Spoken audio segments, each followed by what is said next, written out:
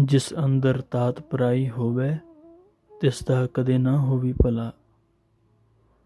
एक दिन बाबा जी महाहरनाम सिंह जी महाराज अपने साईं दे रंग विच रते चरण कमल की मौज में मस्त बैठे सन। नमो सूरज सूरजे नमो चंद्र चंद्रे। जलाल ਅਤੇ ਜਮਾਲ ਦੋਹਾਂ ਦੀ ਇੱਕੋ ਰੂਪ ਵਿੱਚੋਂ ਇੱਕ ਹੀ ਸਮੇਂ ਝਲਕ ਵੱਜ ਰਹੀ ਸੀ। ਕਰੀਮੁਲ ਕਮਾਲ ਹੈ ਕਿ ਹੁਸਨਲ ਜਮਾਲ ਹੈ ਦੇ ਦਰਸ਼ਨ ਹੋ ਰਹੇ ਸਨ। ਸਾਧ ਰੂਪ ਆਪਣਾ ਤਨ ਧਾਰਿਆ। ਪਹਿਰੇਦਾਰ ਨੇ ਹੇਠਾਂ ਤੋਂ ਆਵਾਜ਼ ਦਿੱਤੀ, ਹਜ਼ੂਰ ਇੱਕ ਚਿੱਠੀ ਆਈ ਹੈ। ਹੁਕਮ ਹੋਇਆ, ਚਿੱਠੀ ਅਤੇ ਚਿੱਠੀ ਲਿਆਉਣ ਵਾਲੇ ਨੂੰ ਹਾਜ਼ਰ ਕਰੋ। ਚਿੱਠੀ ਦੇਣ ਵਾਲਾ ਉੱਪਰ ਚਿੱਠੀ ਦੇ ਕੇ ਨਮਸਕਾਰ ਕਰਕੇ ਵਾਪਸ ਚਲਾ ਗਿਆ। ਹੁਕਮ ਅਨੁਸਾਰ ਚਿੱਠੀ ਪੜ੍ਹੀ ਗਈ। ਚਿੱਠੀ ਜੈਤੋ ਜ਼ਿਲ੍ਹਾ ਫਰੀਦਕੋਟ ਤੋਂ ਆਈ ਸੀ। ਜੈਲਦਾਰ ਨੇ ਲਿਖਿਆ, ਗਰੀਬ ਨਿਵਾਜ, ਮੇਰੇ ਕੋਲ ਸਰਕਾਰੀ ਬੰਦੇ ਆ ਕੇ ਦੱਸਦੇ ਹਨ ਕਿ ਪੁੱਛੋ ਵਾਲੇ ਸੰਤ ਉੱਪਰ ਸਰਕਾਰ ਸ਼ੱਕ ਕਰਦੀ ਹੈ ਕਿ ਇਹਨਾਂ ਕੋਲ ਚੋਰ ਡਾਕੂ ਆਉਂਦੇ ਹਨ ਅਤੇ ਰਹਿੰਦੇ ਵੀ ਹਨ। ਆਪ ਜੀ ਪਾਸ ਇੱਕ ਤੋਪ ਵੀ ਦੱਸਦੇ ਹਨ। ਜਦ ਤੱਕ ਮੇਰੇ ਵੱਸ ਦੀ ਗੱਲ ਸੀ ਮੈਂ ਆਪ ਤੱਕ ਪਹੁੰਚਣ ਨਹੀਂ ਦਿੱਤੀ, ਪਰ ਹੁਣ ਮੇਰੇ ਤੋਂ ਬੇਵੱਸ ਹੋ ਗਈ ਹੈ। ਛੋਟੇ ਅਫਸਰਾਂ ਦੀ ਤਸੱਲੀ ਮੈਂ ਆਪ ਹੀ ਕਰਵਾ ਦਿੰਦਾ ਸਾਂ, ਪਰ ਹੁਣ ਤੁਸੀਂ ਅੰਤਰਜਾਮੀ ਹੋ, ਦੁਨੀਆ ਦੇ ਸੰਕਟ ਟਾਲਦੇ ਹੋ, ਆਪਣੇ ਤਾਂ ਨਿਵਾਰਣੇ ਹੀ ਆਪ ਵੱਸ ਹਨ। ਹੋ ਸਕਦਾ ਹੈ ਆਪਦੇ ਅਸਥਾਨ ਦੀ ਤਲਾਸ਼ੀ ਵੀ ਹੋਵੇ। ਸਰਕਾਰ ਆਪ ਜੀ ਨੂੰ ਸ਼ੱਕ ਦੇ ਬਿਨਾਂ ਤੋਂ ਗ੍ਰਿਫਤਾਰ ਵੀ ਕਰਨ ਦਾ ਵਿਚਾਰ ਰੱਖਦੀ ਹੈ। ਤੁਸੀਂ ਸਮਰੱਥ ਸ਼ਕਤੀਵਾਨ ਹੋ, ਆਪਣੀ ਕਲਾ ਵਰਤਾ ਕੇ ਇਹ ਸਭ ਕੁਝ ਟਾਲਣ ਦੀ ਖੇਚਲ ਕਰਨੀ। ਗਰੀਬ ਨਿਵਾਜ, ਮੈਂ ਆਪਣਾ ਫਰਜ਼ ਪੂਰਾ ਕੀਤਾ ਹੈ, ਗਲਤੀ ਹੋਵੇ ਤਾਂ ਮਾफ़ ਕਰਨਾ। ਆਪ ਜੀ ਦਾ ਸੇਵਕ ਜੈਲਦਾਰ ਸਿੰਘ। ਬਾਬਾ ਜੀ ਚਿੱਠੀ ਸੁਣ ਕੇ ਚੁੱਪ ਕਰ ਰਹੇ। 3 ਦਿਨ ਬਾਅਦ ਬਠਿੰਡੇ ਜ਼ਿਲ੍ਹੇ ਦੇ ਸਾਰੇ ਜੈਲਦਾਰਾਂ ਨੂੰ ਇਕੱਠੇ ਹੋਣ ਦਾ ਹੁਕਮ ਹੋਇਆ। ਉਸ ਥਾਂ ਫਿਰੋਜ਼ਪੁਰ ਤੋਂ SP ਪੁਲਿਸ, STMD, SP ਅਤੇ ਹੋਰ ਪੁਲਿਸ ਅਫਸਰ ਵੀ ਪੁੱਛੋ ਮੰਡੀ ਪਹੁੰਚ ਗਏ। ਉਸੇ ਜਗ੍ਹਾ ਹੀ ਮਹਾਰਾਜ ਪਟਿਆਲਾ ਅਤੇ ਫਰੀਦਕੋਟ ਵੀ ਪਹੁੰਚ ਗਏ। ਸਾਰਿਆਂ ਵਿੱਚ ਗੱਲਬਾਤ ਹੋਈ ਤਾਂ ਸਭ ਨੇ ਬਾਬਾ ਜੀ ਬਾਰੇ ਸਤਿਕਾਰ ਤੇ ਸਿਫਤਾਂ ਕੀਤੀਆਂ। ਸੰਗਤ ਤੋਂ ਉਸਤਤੀ ਸੁਣ ਕੇ SDM ਅੰਗਰੇਜ਼ ਨੇ ਕਿਹਾ, ਹੋਰ ਸਭ ਸਾਨੂੰ ਠੀਕ ਠਾਕ ਲੱਗਿਆ ਹੈ, ਪਰ ਤੋਪ ਦੀ ਤਸੱਲੀ ਕਰਵਾ ਦਿਓ। ਤਲਾਸ਼ੀ ਅਸੀਂ ਜ਼ਰੂਰ ਲਵਾਂਗੇ, ਇਹ ਦੇਖਣ ਲਈ ਕਿ ਬਾਬਾ ਜੀ ਪਾਸ ਕਿਹੜੀ ਤੋਪ ਹੈ। ਸਾਰੀ ਸੰਗਤ ਬਾਬਾ ਜੀ ਵੱਲ ਚੱਲ ਪਈ।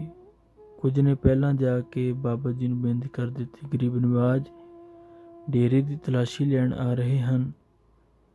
ਇਹ ਸੁਣ ਆਪ ਜੀ ਨੇ ਬਚਨ ਕੀਤਾ, ਜਿਹੜਾ ਡੇਰੇ ਦੀ ਹੱਦ ਵਿੱਚ ਆਇਆ ਸੁੱਕਾ ਨਹੀਂ ਜਾਏਗਾ। ਇਸ ਤੋਂ ਉਪਰੰਤ ਬਚਨ ਕੀਤਾ, ਉਹ ਤਾਂ ਆਪਣੇ ਆਪ ਹੀ ਸਭ ਕੁਝ ਦੇਖ ਰਿਹਾ ਹੈ, ਉਹ ਸਾਹਮਣੇ ਦੂਰਬੀਨ ਲਾ ਕੇ ਦੇਖ ਰਿਹਾ ਹੈ, ਸਾਡੇ ਉੱਪਰ ਰੋਸ਼ਨੀ ਪੈ ਰਹੀ ਹੈ। ਅੰਗਰੇਜ਼ ਅਫਸਰ ਨੇ ਦੂਰਬੀਨ ਲਾ ਕੇ ਦੇਖ ਕੇ ਕਿਹਾ, ਮੈਨੂੰ ਸਭ ਕੁਝ ਨਜ਼ਰ ਆ ਗਿਆ ਹੈ। ਮਹਾਂਪੁਰਖਾਂ ਬਾਰੇ ਕਿਸੇ ਨੇ ਝੂਠੀ ਸ਼ਿਕਾਇਤ ਕੀਤੀ ਹੈ। ਜੈਲਦਾਰ ਜੈਤੋ ਵਾਲੇ ਨੇ SP ਨੂੰ ਦੱਸਿਆ, ਬਾਬਾ ਜੀ ਨੇ ਮੈਨੂੰ ਤੋਪ ਬਾਰੇ ਇਸ ਤਰ੍ਹਾਂ ਸਮਝਾਇਆ ਹੈ ਕਿ ਸਾਡੀ ਕੋਠੜੀ ਵਿੱਚ ਆਸਣ ਕੋਲ ਇੱਕ ਸੁਰਾਖ ਮੋਰੀ ਕੰਧ ਵਿੱਚ ਹੈ। ਅੰਦਰੋਂ ਅਸੀਂ ਜੋ ਬਚਨ ਕਰਦੇ ਹਾਂ ਉਹ ਬਾਹਰ ਇਸ ਮੋਰੀ ਰਾਹੀਂ ਸੁਣਾਈ ਦਿੰਦਾ ਹੈ। ਲੋਕਾਂ ਵਿੱਚ ਇਹ ਚਰਚਾ ਹੈ ਕਿ ਅਸੀਂ ਜੋ ਬਚਨ ਮੋਰੀ ਵਿੱਚੋਂ ਕਰਦੇ ਹਾਂ ਤੋਪ ਦੇ ਗੋਲੇ ਸਮਾਨ ਲੱਗਦਾ ਹੈ, ਪੂਰਾ ਹੋ ਜਾਂਦਾ ਹੈ, ਇਹੀ ਸਾਡੀ ਤੋਪ ਹੈ। ਇਹ ਸਾਰੀ ਗੱਲ ਸੁਣ ਕੇ ਅੰਗਰੇਜ਼ SP ਸੰਗਤਾਂ ਸਮੇਤ ਬਾਬਾ ਜੀ ਪਾਸੋਂ ਮਾफ़ੀ ਮੰਗਣ ਗਿਆ। ਬਾਬਾ ਜੀ ਦੇ ਚਰਨਾਂ ਵਿੱਚ ਬੇਨਤੀ ਕੀਤੀ, ਮਹਾਰਾਜ ਮੈਂ ਉਹਨਾਂ ਨੂੰ ਸਜ਼ਾ ਦਿਵਾਊਂਗਾ ਜਿਨ੍ਹਾਂ ਨੇ ਚੁਗਲੀ ਕੀਤੀ ਹੈ। ਬਾਬਾ ਜੀ ਨੇ ਬਚਨ ਕੀਤਾ, ਤੂੰ ਉਹਨਾਂ ਨੂੰ ਸਜ਼ਾ ਦੇਵੇਂਗਾ, ਅਕਾਲ ਪੁਰਖ ਸਜ਼ਾ ਦੇਵੇਗਾ। ਉਹਨਾਂ ਦੀਆਂ ਜੜ੍ਹਾਂ ਪੁੱਟੇਗਾ। ਇਸ ਤੋਂ ਉਪਰੰਤ ਅੰਗਰੇਜ਼ ਅਫਸਰ ਤੇ ਸੰਗਤਾਂ ਆਗਿਆ ਲੈ ਕੇ ਚਲੀਆਂ ਗਈਆਂ। ਜਦ ਚੁਗਲੀ ਵਾਲਿਆਂ ਨੂੰ ਪਤਾ ਲੱਗਾ, ਉਹਨਾਂ ਆ ਕੇ ਚਰਨਾਂ ਤੇ ਮੱਥਾ ਟੇਕਿਆ ਤੇ ਮਾਫ਼ੀ ਮੰਗਣ ਲੱਗੇ। ਪਰ ਬਾਬਾ ਜੀ ਨੇ ਬਚਨ ਕੀਤਾ, ਤੁਸੀਂ ਗੁਰੂ ਨਾਨਕ ਦੇ ਘਰ ਦੀ ਚੁਗਲੀ ਕੀਤੀ ਹੈ, ਨੇੜੇ ਪਿੰਡਾਂ ਦੀਆਂ ਪੰਚਾਇਤਾਂ ਨੂੰ ਚੱਕਰ ਵਿੱਚ ਪਾਈ ਰੱਖਿਆ। ਇਸ ਕਰਕੇ ਜੜ੍ਹਾਂ ਜ਼ਰੂਰ ਪੁੱਟੀਆਂ ਜਾਣਗੀਆਂ। ਅੰਤ ਵਿੱਚ ਇਹ ਬਚਨ ਸੱਚ ਹੋਇਆ। ਉਹਨਾਂ ਦਾ ਕੋਈ ਵੀ ਨਾ ਬਚ ਸਕਿਆ। ਫਿਰ ਅੰਗਰੇਜ਼ ਅਫਸਰ ਬਾਬਾ ਜੀ ਦੇ ਦਰਸ਼ਨਾਂ ਲਈ ਆਉਂਦਾ ਰਹਿੰਦਾ ਸੀ। ਇੱਕ ਦਿਨ ਇਸਨੇ ਬੇਨਤੀ ਕੀਤੀ, ਮਹਾਰਾਜ, ਗੁਰੂ ਨਾਨਕ ਦੇ ਘਰ ਵਿੱਚ ਵੱਡੀਆਂ ਬਰਕਤਾਂ ਹਨ, ਕੁਝ ਬਚਨ ਸੁਣਾਓ। ਬਾਬਾ ਜੀ ਮਹਾਰਾਜ ਨੇ ਬਚਨ ਕੀਤਾ, ਐਸਪੀ, ਕੁਝ ਸਮੇਂ ਨੂੰ ਅੰਗਰੇਜ਼ਾਂ ਨਾਲ ਸਿੰਘਾਂ ਦੀ ਟੱਕਰ ਹੋਵੇਗੀ, ਬਹੁਤ ਖੂਨ ਖਰਾਬਾ ਹੋਵੇਗਾ। ਇਹ ਇਸ਼ਾਰਾ ਗੁਰਦੁਆਰਾ ਲਹਿਰ ਵੱਲ ਸੀ। ਐਸਪੀ ਨੇ ਡਰ ਨਾਲ ਹੱਥ ਜੋੜ ਲਏ। ਫਿਰ ਬਚਨ ਕੀਤਾ, ਗੁਰਦੁਆਰਿਆਂ ਤੋਂ ਇਹ ਲੜਾਈ ਸ਼ੁਰੂ ਹੋਵੇਗੀ, ਫਤਿਹ ਗੁਰੂ ਘਰ ਦੀ ਹੋਵੇਗੀ ਅਤੇ ਬਾਅਦ ਵਿੱਚ ਇੱਕ ਯੁੱਧ ਹੋਵੇਗਾ। ਇਹ ਇਸ਼ਾਰਾ ਦੂਜੀ ਵੱਡੀ ਜੰਗ ਵੱਲ ਸੀ। ਅੰਗਰੇਜ਼ਾਂ ਦੀ ਬੁਰੀ ਹਾਲਤ ਹੋਵੇਗੀ ਅਤੇ ਇਹ ਚਲੇ ਜਾਣਗੇ। ਇਹ ਇਸ਼ਾਰਾ 1947 ਵੱਲ ਸੀ। ਇਹ ਬਚਨ ਅੱਜ ਤੋਂ ਅੰਦਾਜ਼ਾ 105 ਸਾਲ ਪਹਿਲਾਂ ਦਾ ਸੀ। ਸਿਵੀਆਂ ਪਿੰਡ ਦਾ ਇੱਕ ਨੌਜਵਾਨ ਕਿਸੇ ਤਰੀਕੇ ਇੰਗਲੈਂਡ ਚਲਾ ਗਿਆ। ਉੱਥੇ ਉਸਨੇ ਪੱਕੀ ਰਿਹਾਇਸ਼ ਕਰ ਲਈ। ਕੁਝ ਸਮਾਂ ਰਹਿਣ ਤੋਂ ਬਾਅਦ ਉਸਨੇ ਇੱਕ ਗੋਰੀ ਔਰਤ ਨਾਲ ਸ਼ਾਦੀ ਕਰ ਲਈ। 1 ਸਾਲ ਬੀਤ ਗਿਆ। ਉਸਨੇ ਘਰ ਆਉਣ ਦਾ ਮਨ ਬਣਾ ਲਿਆ।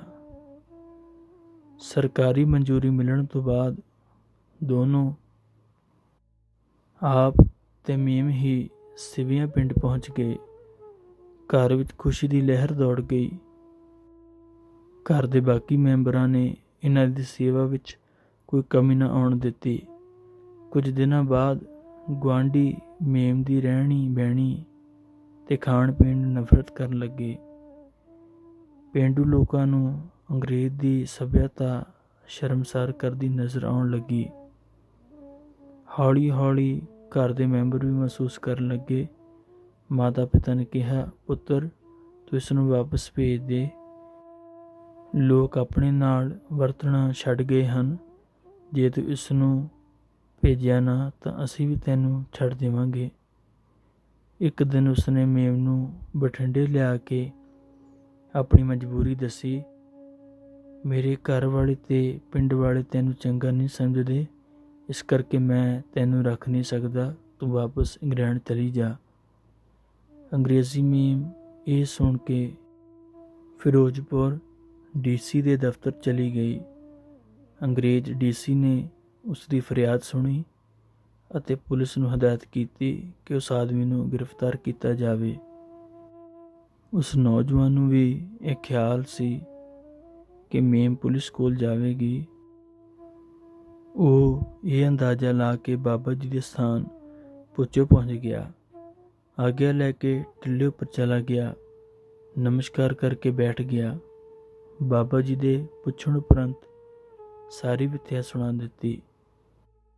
ਹਜ਼ੂਰ ਨੂੰ ਬੇਨਤੀ ਕੀਤੀ ਤੇ ਸੁਣਨ ਦੇ ਬਾਅਦ ਹੁਕਮ ਕੀਤਾ, ਤੂੰ ਹੁਣ ਚਲਿਆ ਜਾ, ਪਰਸੋਂ ਮੇਮ ਨੂੰ ਨਾਲ ਲੈ ਕੇ ਆਵੀਂ।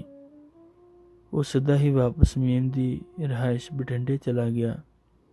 ਮੇਮ ਉਸ ਨੂੰ ਇਸ ਤਰ੍ਹਾਂ ਮਿਲੀ ਜਿਵੇਂ ਕਦੀ ਕੁਝ ਹੋਇਆ ਹੀ ਨਹੀਂ ਹੁੰਦਾ।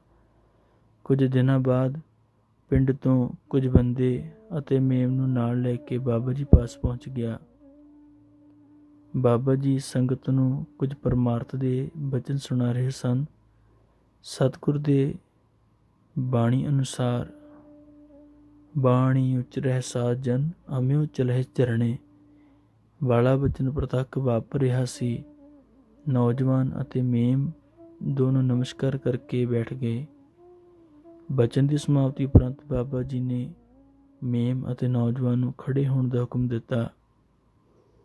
ਜਦ ਉਹ ਖੜੇ ਹੋ ਗਏ ਤਾਂ ਆਪ ਜੀ ਨੇ ਆਸਣ ਦੇ ਹੇਠਾਂ 2 ਕਾਗਜ਼ ਕੱਢ ਕੇ ਉਹਨਾਂ ਸਾਹਮਣੇ ਰੱਖ ਦਿੱਤੇ। ਇਹ ਕਾਗਜ਼ ਵੇਖ ਕੇ ਸਾਰੀ ਸੰਗਤ ਅਤੇ ਮੇਮ ਹੈਰਾਨ ਹੋ ਗਏ। ਹਜ਼ੂਰ ਨੇ ਹੁਕਮ ਕੀਤਾ ਕਿ ਅੱਗੇ ਤੋਂ ਕੋਈ ਵੀ ਗੁਰੂ ਕਾ ਸਿੱਖ ਐਸੀ ਗਲਤੀ ਨਹੀਂ ਕਰੇਗਾ। ਸਾਨੂੰ ਇੰਗਲੈਂਡ ਜਾ ਕੇ ਅਫਸਰ ਬਣ ਕੇ ਇਹ ਕਾਗਜ਼ ਲਿਆਉਣੇ ਪਏ। ਮੇਮ ਨੇ ਮੱਥਾ ਟੇਕ ਕੇ ਕਿਹਾ, ਆਪ ਜੀ ਵਿੱਚ ਇੰਨੀ ਤਾਕਤ ਹੈ ਤਾਂ ਗੁਰੂ ਨਾਨਕ ਅਤੇ ਗੋਬਿੰਦ ਵਿੱਚ ਕਿਤਨੀ ਹੋਏਗੀ। ਮੇਮ ਨੇ ਗਲਤੀ ਦਾ ਅਹਿਸਾਸ ਕਰਕੇ ਮਾਫੀ ਮੰਗੀ ਤੇ ਆਗਿਆ ਲੈ ਕੇ ਇੰਗਲੈਂਡ ਚਲੀ ਗਈ। ਹਰ ਸਾਲ ਦਰਸ਼ਨ ਕਰਨ ਆਇਆ ਕਰਦੀ ਸੀ। ਸਿਵੀਆਂ ਦੀ ਸੰਗਤ ਨੂੰ ਮਿਲ ਕੇ ਰਹਿਣ ਦਾ ਉਪਦੇਸ਼ ਦਿੱਤਾ।